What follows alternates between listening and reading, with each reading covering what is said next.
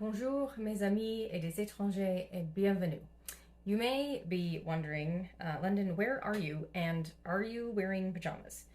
So yes, I am wearing pajamas. I'm in my pajamas girl era. Let's never relive that moment. And I am in this super adorable cabin in Pembroke, Maine, because I'm attending a ship commissioning tomorrow, which is super exciting for like a lot of reasons. And also, I really need to know if we still break open champagne on the hull of the ship to commission it.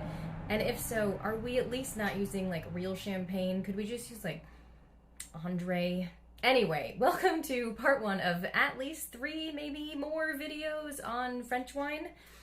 I know I said I plan out the episodes, but this one, well, we're gonna cover Bordeaux today, Rhône next time, then maybe Côte d'Or, and then we'll definitely need another champagne video.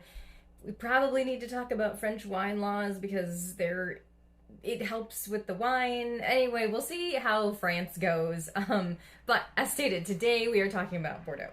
So why am I starting with Bordeaux? Largely because it's super famous. Like everyone, you hear Bordeaux, sometimes people get really snotty about it, and of course I want to break down those barriers and make Bordeaux more accessible.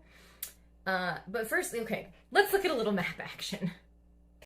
Okay, so Bordeaux is divided into the left and right bank. The banks are separated by the Gironde estuary. An estuary is where ocean tides, river water merge, resulting in areas of brackish water, which is a mixture of salty and fresh water. I swear this matters. But here you can see it also branches into the Garonne River and the Dordogne. So some of the most famous appellations on the left bank are Médoc, from which you also have Pauillac and Margaux, Grave AOC, which encompasses Pessac-Léognan, and finally Sauternes AOC, from which we get some world-famous dessert wines. If you haven't heard of these, that's totally fine. You're hearing about them now. I just want to give some context to a term or two you may have heard. On the right bank, we have like Saint-Emilion, which has a lot of little AOCs encompassed, and Pomerol, which tends to be the one people often have heard and associated with super big bucks. I don't know if I can do this upside down, so one second, I'm gonna get you one more map. I like this map also. You can kind of see it. So you can see a lot of the actual AOCs labeled by color and everything. Super useful, and I will include a link to this in the video description so you can check out the maps yourself. Before we get into which flavors dominate which banks, let's talk about what a Bordeaux is/can be. As we get into what we'll call the old world wines, and more on that in another video, we'll see less focus on varietals and more focus on regions, climate, etc. This doesn't mean that a single varietal wines aren't made, but it does mean there's sometimes a little more of an open mind with blending varietals to get certain styles. And frankly, I think that really is it's the side of winemaking that's really like an art. So the 2 most prominent grape varietals in Bordeaux are going to be Cab Sauv and Merlot, which, as you may recall, are siblings. And also, I know I'm not opening this bottle correctly. The 3rd most prominent grape is, perhaps not surprisingly, their parent grape, Cab Franc. And after that, in a much smaller ratio, we'll see Petit Verdot and perhaps Carmenere or Malbec. But of course, you don't have to have all of them to have Bordeaux. If you have a 75 Merlot, 25 Cab, still a Bordeaux blend. If you saw my IG post, again, you're not mandated to follow me on IG, but if you saw the post about the 1995 Chateau Cruau d'Arros, and I hope I'm pronouncing that correctly, that one was 57 Cab Sauv, 31 Merlot, 7 Cab Franc, 3 Petit Verdot, and 1% Malbec. And if you are wondering to yourself, does 1% really make a difference? It does, actually. Again, the art of winemaking, and I will include in the video description a link to, I think it was Wine Enthusiast did an article on why certain varietals are chosen to be just 1% in certain wines and what they add to the wine. It's super cool. Now, what I have foreshadowed without really drawing a lot of attention to it is that with Cab Sauv and Merlot dominating the blends is that sort of dividing factor. So for your left bank blends, Cab will dominate, and for the right bank blends, Merlot will dominate. So like that 75-25 I mentioned above, right bank. And of course my Gruaud was left bank. This can be nice for expanding your palate though. As my Merlot lovers, you can slowly work to a more even percentage of the Merlot and Cab if you want. before transitioning to left bank, where the Merlot will still cut the cab as you grow your palate. So if you're just not a super tannin person, maybe ease into the left banks because it could still work for you. And of course, if you're a diehard cab fan, try some left bank Bordeaux. See how you feel about a little blending action. Bordeaux's are also super nice for mixed crowds because some people may be put off by the big boldness of a lot of, well, specifically American cabs. Or perhaps there are still some Merlot snobs in your crowd, and it's okay. We'll bring them around together. But Bordeaux's can give just what everybody wants, mixed with what they think they don't want. And then they can be super posh and talk about all the great Bordeaux that they had with your party. And as for what you're serving at this fancy schmancy party, I'm kidding. Actually, I'm a big fan of just drinking Bordeaux, well, obviously in my pajamas, and snacking on like homemade charcuterie, chilling with friends. Maybe we'll play some more games. Was that too specific? Am I naming the nights that I like to have? Is this chair super creaky? In any case, the blending of Bordeaux makes it incredibly easy to pair with really any food that would go with cabs and Merlots. So if you are going fancy, first of all, where's my invite? And second, how about like duck? The tannins from the cab will still go super well with the fat, even if it's a right bank. Some Basque cheese, and maybe some coriander spiced lentils. You want to get a little less fancy? Let's do some pot roast meat. White cheddar, I think. I'm serious. White cheddar would be so good. And how about roasted potatoes spiced with cumin and pepper? You can choose if you want to do black pepper or white pepper. Maybe whatever fits your aesthetic. Now that I'm saying all this, I'm realizing I didn't even address, I was thinking it was the white pepper. I didn't even address white Bordeaux. I didn't talk about Sauterne. So let's just keep racking up all of these episodes we have to cover. And we might not get to all of France in one go. It might be this time next year that we are going over those wines. But let's drink. So I thought when I rented this cabin, oh, the heater's finally working. That's exciting. It's like a portable radiator. Anyway, I thought since they had coffee, they would have mugs.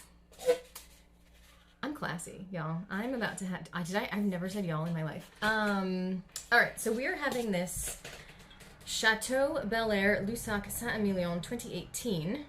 And unlike many Bordeaux's, they were kind enough to actually put the blend on the label, which is really hit or miss. I do a lot of Googling, much like with trying to find the varietals in a rosé. So this one, right bank, 70% Merlot. And then interesting, 15% split Cab Franc, Cab Sauv. 15% each to make 30 to go with 70. Anyway, so I will be expecting a lot more of the Merlot to dominate this, so we'll find out. I really hope... Here in my cup. It's mine. I really hope this isn't bad because I've had this for a little while. And again, so I'm pretty sure, again with the not being fancy, sometimes I don't finish my sentences. I have 2 of these, which makes me think I might have gotten it from Splash. Maybe I got it from Total Wine when it was on sale. It's weird when I have 2 of the same wine because I usually like to really experiment. So obviously I can't show you the color, which is a little frustrating. But the styrofoam has an interesting thing where you can see the staining because it's white and it's styrofoam. Also the lighting in this cabin. Everything you want for tasting wine. So like bright lights, no scents, a nice clear polished, I have like none of that. So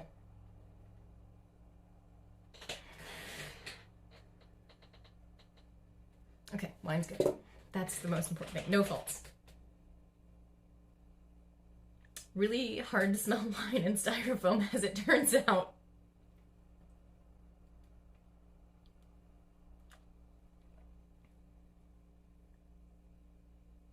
That is so smooth. I love French wines. They're so good. Okay, sorry. Focus, London, focus.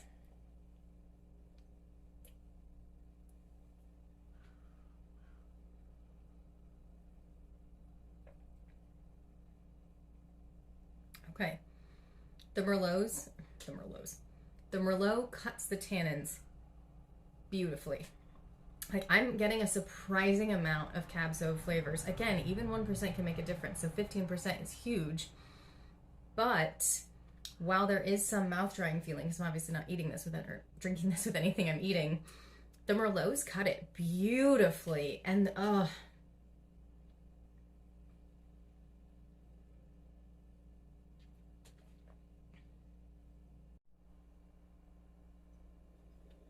okay, if you this computer reads me. If you noticed a little skip in the video,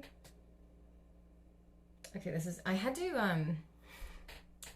turn off the heater because I could smell this burning smell, and I was like, why is there so much toast on this? I will also say this cabin is knotty pine and it smells very much like wood. So it is messing me up a little. I took a minute, paused the video recording, and now I'm getting a lot of cherry, black cherry, blackberry. And I'm curious, just got one on my face. I'm curious what the climate was in this area in 2018 because I don't remember, but I'm getting, I think, a little bit of pyrazines, which means maybe they picked some of them just prior to ripeness. So I'm gonna need to drink this again. Maybe after it opens up for a while. It might need a little bit of time, even though it is a 2018. So I don't know, we'll come back to it. Maybe we can do a follow-up video since I have another bottle. But in the meantime, I hope this helped a little with Bordeaux. I hope that you start to dive a little bit into the world of Bordeaux. It doesn't have to be $9,000 bottles of Petrus Pomerol. You can get like a $30 Margaux. Sometimes it's better to buy them young and then let them age because they'll be a little cheaper when they're young because you have to have patience so that, you know, you need to give them like 5-10 years sometimes before you can drink them. But anyway, I'll cheers you with this, I guess, because cheersing with this styrofoam's ridiculous. All right, like, subscribe, and I'll see you next time for Rhone.